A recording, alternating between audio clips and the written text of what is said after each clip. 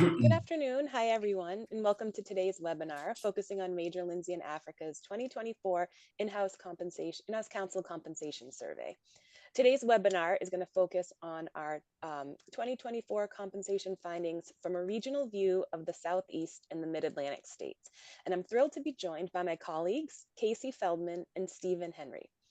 My name's Lauren Horan, and I'll be your technical moderator today behind the scenes. I'll be in the background answering any questions that you may have. If you have any technical questions, just submit your questions to me in the Q&A. Right before I hand this over to my colleagues, Casey and Stephen, I'm just going to run through a few housekeeping items. So all attendees today are in listen-only mode with their cameras off for the duration of the discussion, and this call is being recorded. It will be available on our website in the next few days, and we'll also send an email to all registrants with a recording of today's webinar. We can expect the webinar to go about 1 hour, and we will have time for Q&A at the end, so I encourage everyone to submit any questions you have on the data, and we'd be happy to answer them. And finally, at the end of today's survey webinar, we do have a quick survey just to ask you how we did today, and if there's any other topics you're interested in hearing about from us. So now I will hand over the webinar to my colleagues, Casey and Stephen, to get things started. Well, first, thanks for joining us. You were here last year. I did it last year, and I want to thank Lauren for putting this together again. She's wonderful, so thank you, Lauren. So first, Casey Feldman, Managing Director with MLA, been here about 9 years. I cover everything on the East Coast, New York. I live in New York, DC, South Florida. I live in South Florida, but former practicing attorney, but now full-time recruiter for about, like I said, almost about a decade. But and here's my esteemed colleague, Stephen Henry. Thanks, Casey. I'm a director in the in-house practice group with Casey. I practiced law for about 20 years at major AmLaw 100 law firms. I was a partner at one of those firms and focused on litigation. I've been a legal recruiter with MLA for the last 4 or 5 years. Pleased to be with you all today, and Casey's going to kick us off. Appreciate that, Stephen. So first, as you see, there is a QR code. Download it. It has the full report. Obviously, we only have 45 minutes, an hour, and we want to have some questions. So we're not going to go through every piece of data. Also, that's pretty boring to read data to you. So we're just going to talk about the data and give you our thoughts.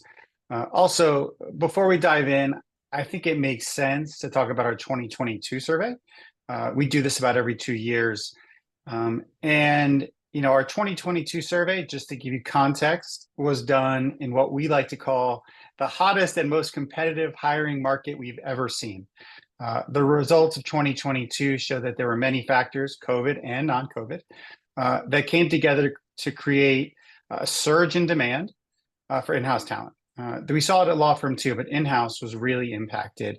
And that demand saw a huge increase in legal department compensations. And then if you looked at that compensation, it was mainly on the bonus side. It really is a great way for companies to do a budget-friendly retention, right? To give larger bonuses and to reward performance. So we fast forward to 2024, we're here. We do the same survey, similar fashion, a couple different roles we asked about, and we're now in a more challenging economic climate, a geopolitical instability in a lot of places, and financial market headwinds, and not to mention an election on the horizon, which always causes changes in the legal landscape. So what we noticed, to bring it all together at the front, and we'll do it on the end, overall base compensation remained relatively stable. Variable comp, it responded to those conditions, right? We're seeing that fluctuate and even move down a little bit in certain areas, but we'll talk about where we see it going up, where we see it stabilizing as we move forward through the presentation. So we'll jump into company demographics and types of roles surveyed. Thank you, Lauren.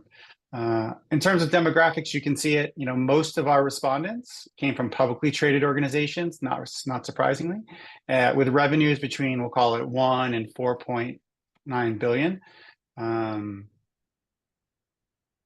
then you'll see on the next slide, the demographics of the types of people and types of roles we surveyed. We surveyed everything from counsel to CLO, and as you may notice, if you looked at our 2022 survey, We separated CLO and GC this year, and that'll be important later, which is tough because titles are interchangeable depending on the organization, but it's an interesting point we'll talk about in a bit. Respondents from the US were unfortunately somewhat less diverse than our 2022 compensation survey. We hope the future surveys reflect a growing diversity in our profession, but we look forward to seeing a continued drive towards compensation parity of lawyers between ethnicities. Most respondents are men, 58% to 41%, but we actually think that reflects the in-house makeup. So that's actually a pretty good reflection of the market. So some housekeeping on terminology. TAC, TAC is total annual cash or total actual cash, right? Because our respondents gave us what they actually made post-bonus. So that's base and actual bonus paid for 2023. I'll probably say TAC and total actual cash or total annual cash. I'm referring to base plus bonus in the slides. So into the data. So this is, national total annual cash by role. And this is what you'd expect to see, right? A rising compensation package as the role grows in seniority and responsibility. I think the most interesting thing to note for me, and Stephen may feel differently, and you all may feel differently, we're starting to see a clear delineation between GC and CLO titles. In years past, these titles were very different. And these titles weren't very different, let me correct myself, and they were used interchangeably, right? Not a big significant impact on compensation. As you can see here, though, there's roughly a delta of, let's call it 20% in total annual cash between the two titles. That's a big change. That's something that we're looking into more, we're seeing more. Again, those titles used to be company by company. You use GC, you use chief legal officer. In today's market, clearly there's a delta in responsibility and title and in cash compensation. So this one is when we're looking at total annual cash year over year change compared to our last survey. And if you think about what I said at the beginning, among in-house counsel in the US, total annual cash remained relatively stable. From 21 to 23, total cash at the top of the house, CLOs, GCs dropped by 1%. And that mainly came from bonus, from performance-based compensation.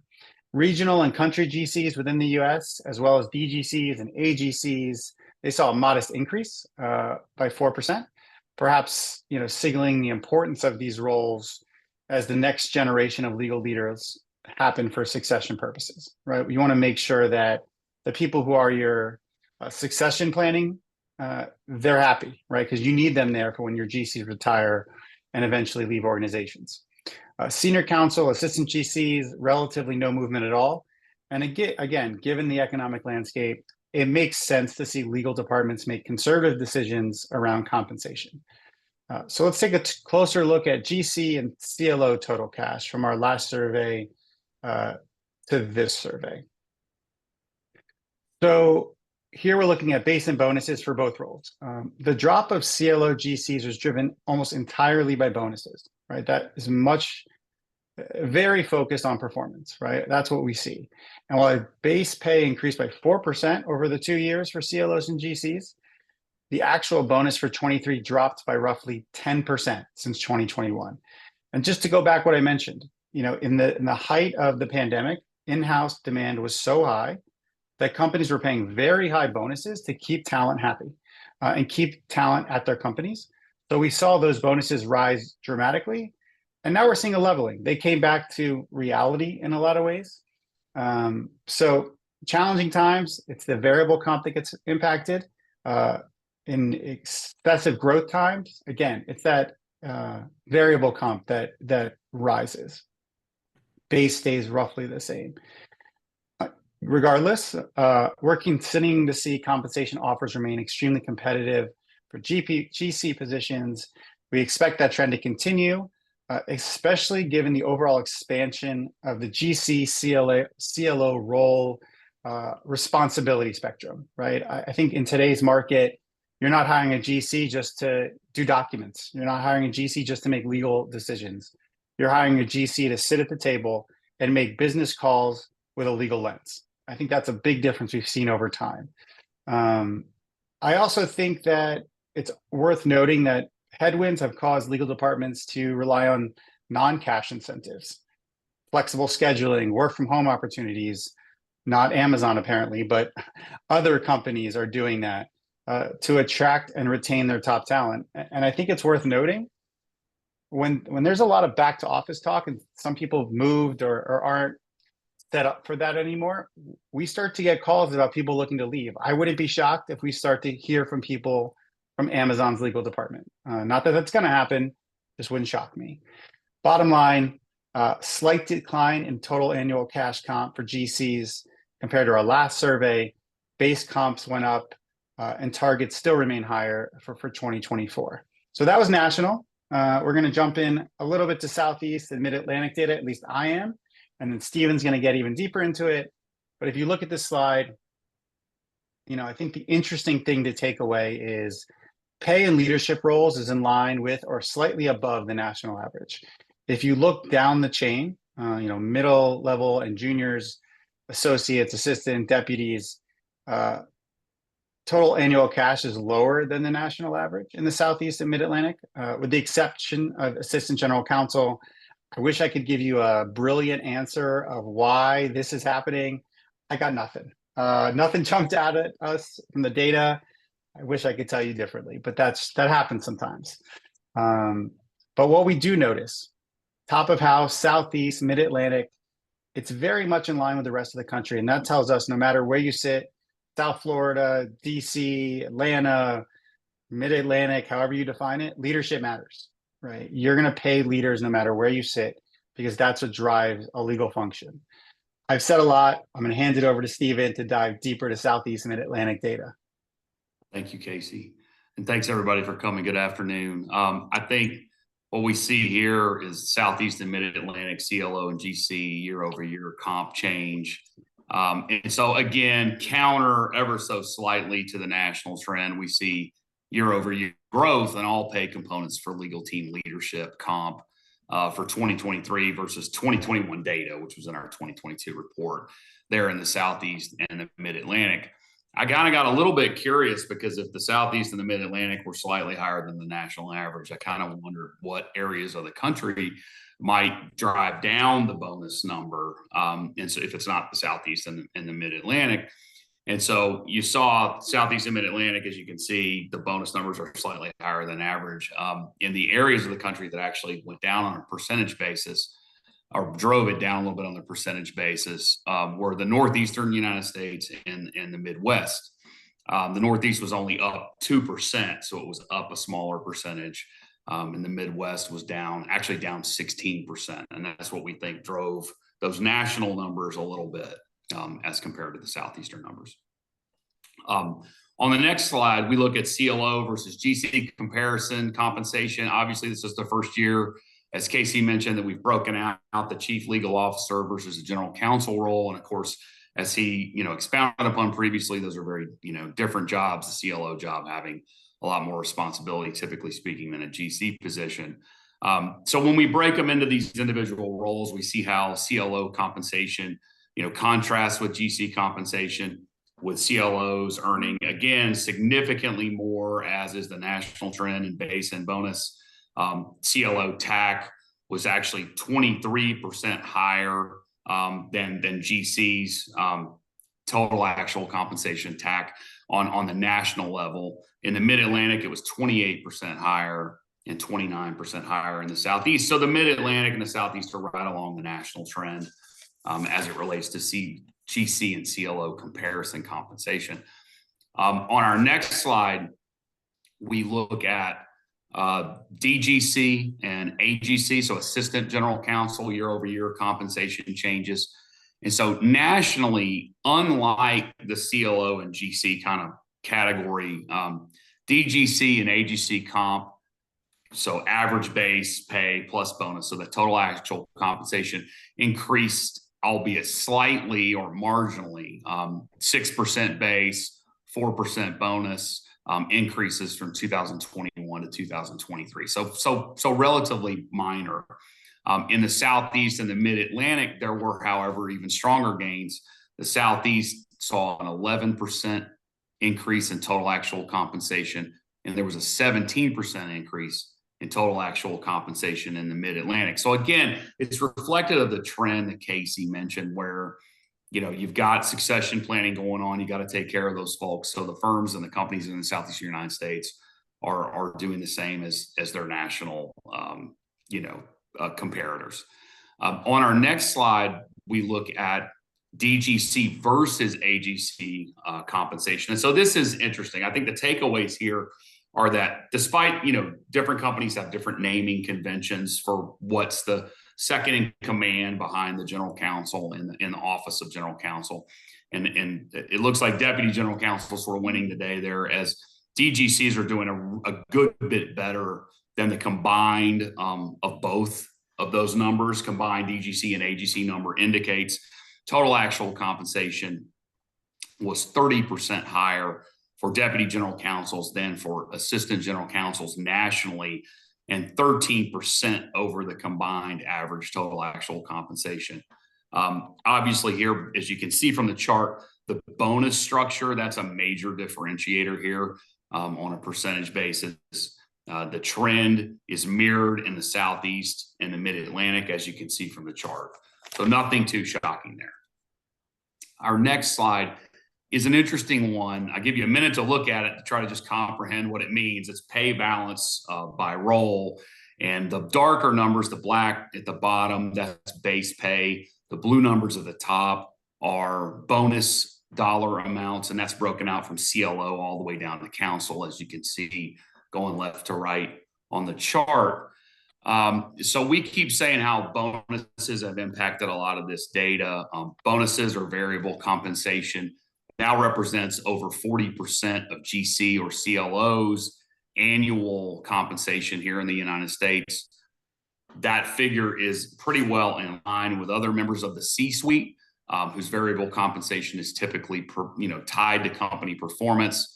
So the growing bonus salary percentage, to my mind, further indicates the GC's rise in the corporate leadership ranks and more consideration for a general counsel to be as part of the, as opposed to not, as has previously been the case over time. Across the legal department, as you can see, CLO and GC positions are receiving the highest proportion of their cash compensation in bonuses.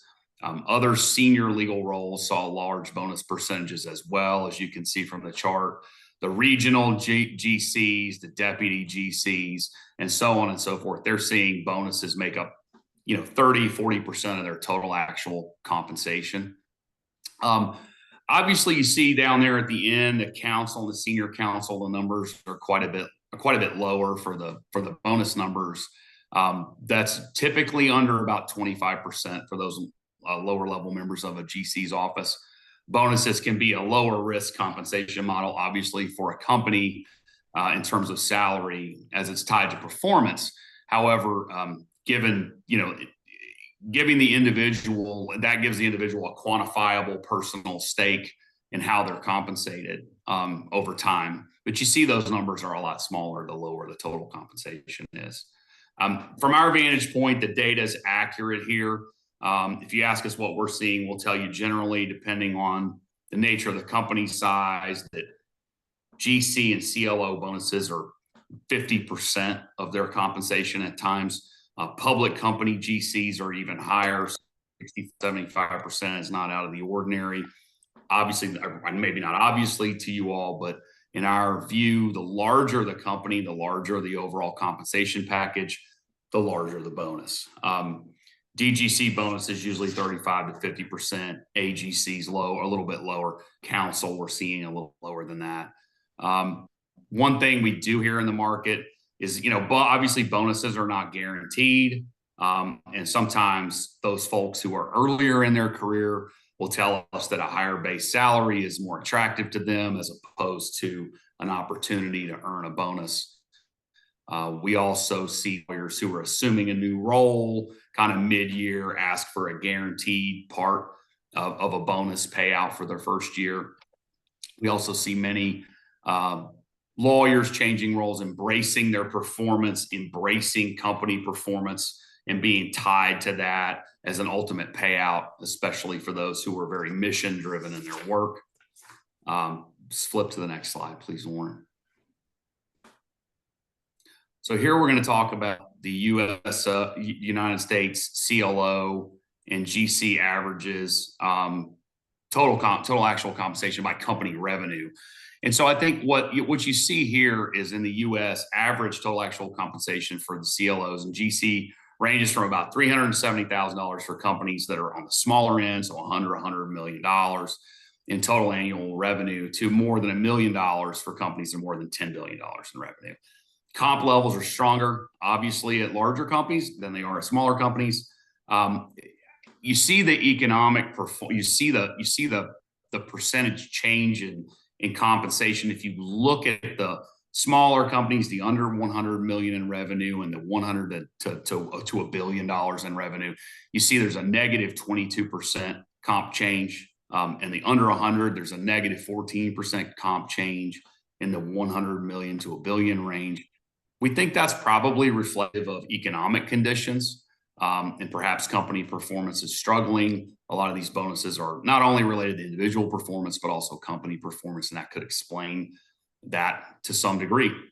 On a percentage basis, below the $5 billion mark, so the three charts, the three categories that you see to the left, average total actual compensation decreased for those GCs and CLOs, obviously taken as a group. However, interestingly, in the $5 to $10 billion range, we saw a stronger increase than the overall national average, with a boost of 7% over what they were making in 2021. Okay, let's look at the next slide, please. Okay, so here we're going to talk about chief legal officer and GC total actual compensation on the public versus private basis. And I think the obvious takeaways looking at this chart and looking at our data and information is that the public company bonuses are much larger than those at private companies, which is perhaps unsurprising to our audience. They concomitantly represent a much larger percentage of a CLO or a GC's compensation in a public company. This is reflective in our minds, or at least in my mind, that shareholders are increasingly demanding that companies better align their compensation in the C-suite with company performance. And so you're seeing that bleed into the GC and the CLO positions. Companies have used more incentive-based compensation for their executives generally. And again, that's starting to become the case with CLOs and GCs as well. I think, again, also, and we're talking about recruiting and talent retention and attracting talent. To attract quality CLOs and GCs, companies are having to deal with the fact that these folks that they're wanting to recruit are leaving behind quite a bit of money. So signing bonuses are more in vogue now. You're seeing more of that as we move through 2023. Another factor is that CLOs in the GC role is increasingly complicated. As Casey noted previously, the CLO is taking on a lot of different responsibilities in the organization. And so the consequences of making the wrong hire for an organization are so huge, they're so dire, that they're hiring experienced lawyers that come with a price tag rather than promoting from within. And I recently saw where 61% of Fortune 500 companies filled GC openings externally last year, as compared to about 50% who did so in 2020. So reflective of the trends you see here. And then finally, for me anyway, we have CLO and GC compensation, total compensation by U.S. industry. Obviously, you can see that advertising, publishing, and media had the highest compensation at approximately $737,000. And you guys can read the chart. You can see that real estate was pretty high at $736,000. Energy, public utilities were high. Telecom was high at about $686,000. Unsurprisingly, you see where government is the lowest level here, probably as expected. I thought it was interesting. We saw travel, leisure, and hospitality not kind of up near the national average, and that may be potentially reflective of some, leftovers from COVID and may have affected the numbers there. So with that, I turn it back over to Casey. Thank you so much. That's great, Stephen. And I think we're flipping to the next slide on this one. And I just have to say, Stephen, using the term "in vogue" in your accent, it made me laugh. Sorry if I interrupted you there. Thank you so It much. got me. Thank Yeah, you. it got me. It got me. It got me Thanks for laughing. noticing. Yeah. So, as you look at this slide, a lot of moving pieces. And again, I say you should definitely download the report, right? You can look at it at your leisure. There's a lot of data in there, a lot of great data charts to kind of read through. But as you mentioned earlier, unfortunately, respondents from the United States were somewhat less diverse than in our 2022 survey. So while we see white attorneys on average earn more than Asian, Black, and Hispanic Latino colleagues, the survey found that Asian attorneys are out earning their Black and Hispanic colleagues. Going back to our 2022 survey, our results showed great movement for Asian and Black GCs back then, increasing compensation for Asian American and Black GCs as well. Again, a lot of data in here. I highly recommend looking through it. And instead of showing you the actual comp numbers on this one, we wanted to try something different, focus on percentage differences from overall average. We can go on to the next one. Okay. So here, we're going to discuss U.S. average of total comp by gender. According to our survey, men on average continue to make significantly more than women, particularly at the GC level. And I'm going to make a note here. You see that CLOs are actually making more than their male counterparts at the CLO level. And I personally, and this is just me seeing data, me doing placements. CLO is a relatively new role. It's a relatively new title, and that's usually going to be an external hire because they're bringing someone in on the C-suite, different skill set sometimes, and then we have seen more women attorneys hired into higher level roles, which is great.